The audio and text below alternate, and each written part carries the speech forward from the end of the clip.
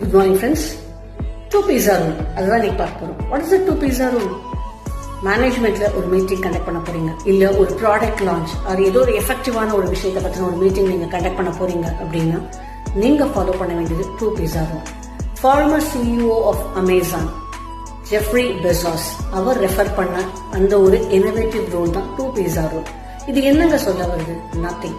நீங்க இப்போ ஒரு மீட்டிங் கண்டக்ட் பண்றீங்க அப்படின்னா அதுக்கு 2 பீஸா ஆர்டர் பண்ணா எத்தனை பேர் அந்த பீஸாவை சாப்பிடலாமோ அத்தனை பேர் மட்டும்தான் அந்த மீட்டிங் ஹால்குள்ள இருக்கணும்.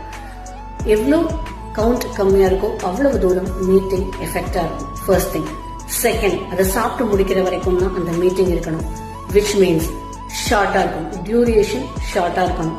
ஷார்ட்டா, ஃபோக்கஸ்டா, இன்ட்ரெஸ்டிங்கா இருந்தால் மட்டும்தான் சீக்கிரம் பீஸா காலியாகும் அண்ட் டீம் எஃபெக்டிவா இருந்தால் தான் விஷயம் போய் சேரும்.